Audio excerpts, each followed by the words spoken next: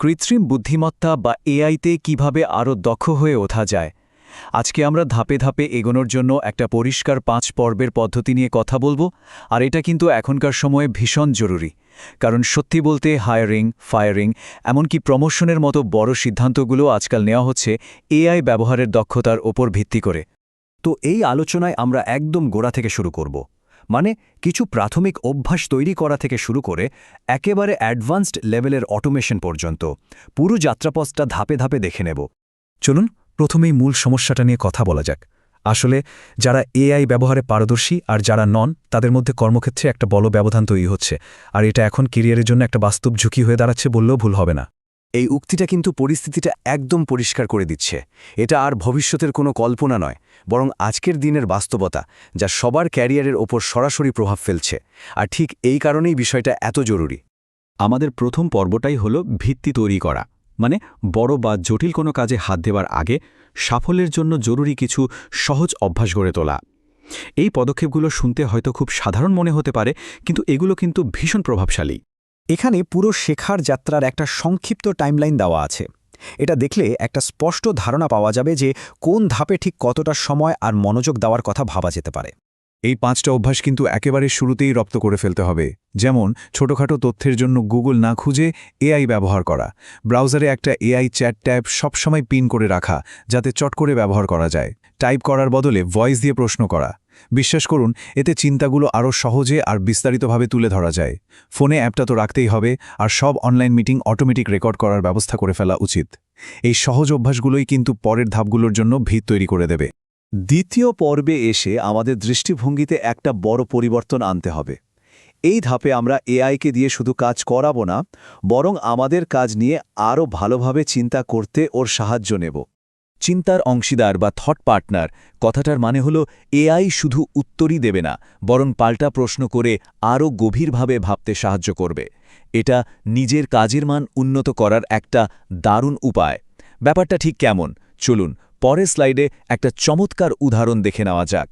এই প্রম্পটটা দেখুন, কি অসাধারণ একটা উদাহরণ, তাই না? যে কেউ নিজের কাজের ক্ষেত্রে এই প্রশ্নটা ব্যবহার করতে পারে। এটা নিজের কাজকে একটা নতুন দৃষ্টিকোণ থেকে দেখতে আর কোন কাজে বেশি মনোযোগ দেওয়া উচিত তা বুঝতে দারুণভাবে সাহায্য করে। এখন একটা জরুরি প্রশ্ন কিন্তু আসতেই পারে, এআই কি সবকিছু করতে পারে? এর সীমাবদ্ধতাগুলোই বাকি। ভাবুন তো, এআই হলো আপনার একজন ভীষণ জ্ঞানী সহকর্মীর মতো, যে হয়তো পৃথিবীর সব বই পড়েছে, কিন্তু আপনার কোম্পানি বা আপনার দল সম্পর্কে কিছুই জানে না। তাই এর পরামর্শকে শেষ কথা না ভেবে বরং একটা শুরুর বিন্দু হিসেবে দেখাটাই বুদ্ধিমানের কাজ। এবার আমরা পরের ধাপে এগোচ্ছি। এখানে আমরা এআইকে নিছক চিন্তার সঙ্গী থেকে একজন কর্মীতে পরিণত করব।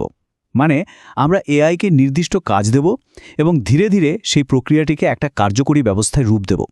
এর জন্য সবচেয়ে কার্যকর নিয়মটা হলো 10-80-10 রুল। মানে প্রথম 10% কাজ হবে এআইকে কাজের প্রেক্ষাপট আর জরুরি সব তথ্য দেওয়া। এরপর মাঝের সবচেয়ে ভারী 80% কাজ এআই করে দেবে, আর শেষে বাকি 10% কাজটুকু করে আউটপুটের মান যাচাই করে নিতে হবে। ব্যাপারটা এখনও পরিষ্কার না হলে চলুন একটা বাস্তব উদাহরণ দেখি। এই স্লাইডে দেখুন, একটা সাধারণ আর একটা তথ্য দিয়ে সাজানো প্রম্পটের মধ্যে কতখানি পার্থক্য। যখন একজন সোশ্যাল মিডিয়া ম্যানেজার শুধু কিছু আইডিয়া চাইলেন, তখন তার ফল হলো বেশ সাদামাটা। কিন্তু যখন তিনি নির্দিষ্ট তথ্য, প্রতিযোগীদের উদাহরণ আর ব্র্যান্ডের নিজস্ব স্টাইল উল্লেখ করে দিলেন, তখন এআই অনেক বেশি কার্যকর আর সৃজনশীল আইডিয়া দিল। এটাই হলো 10-80-10 নিয়মের আসল শক্তি। এই পুরো প্রক্রিয়াটাকে আসলে দাদির হাতের কেকের রেসিপির সঙ্গে তুলনা করা যায়। ঠিক যেভাবে একটা রেসিপিকে বারবার উন্নত করে আরও নিখুঁত করে তোলা হয়, সেভাবে একটা প্রম্পটকেও বারবার শুধরে নিয়ে আরও কার্যকরী করা সম্ভব। এখানে দেখুন একটা সাধারণ প্রম্পট কিভাবে ধাপে ধাপে উন্নত হচ্ছে।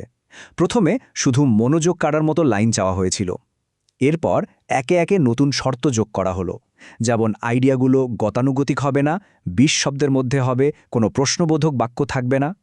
এভাবে প্রতিটি ধাপে প্রম্পটটা আরও শক্তিশালী হয়ে উঠছে।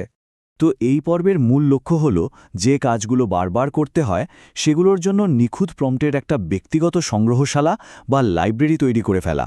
তাহলে প্রতিবার আর শূন্য থেকে শুরু করতে হবে না, আর কাজের গতিও অনেক বেড়ে যাবে। এবার আমরা চলে এসেছি সবচেয়ে অ্যাডভান্সড পর্বে, যেখানে এআই আমাদের কাজের পদ্ধতিরই একটা অংশ হয়ে উঠবে।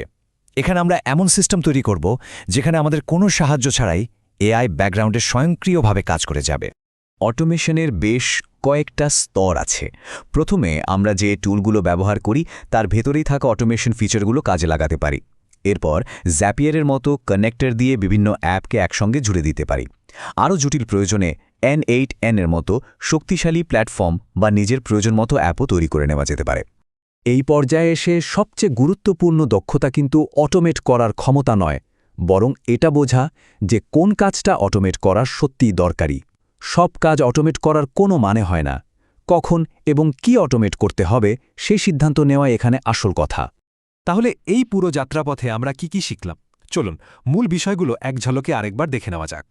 এই যাত্রা শুরু হবে কিছু দৈনন্দিন অভ্যাস দিয়ে। এরপর এআইকে কোচ হিসেবে ব্যবহার করে নিজের চিন্তাভাবনাকে আরও শানিত করতে হবে। 10-80-10 নিয়ম মেনে কাজ ভাগ করে দিতে হবে, নিজের জন্য একটা প্রম্পটের লাইব্রেরি তৈরি করতে হবে এবং সবশেষে যে কাজগুলো বারবার করতে হয় সেগুলোর জন্য অটোমেশন ব্যবহার করে দেখতে হবে।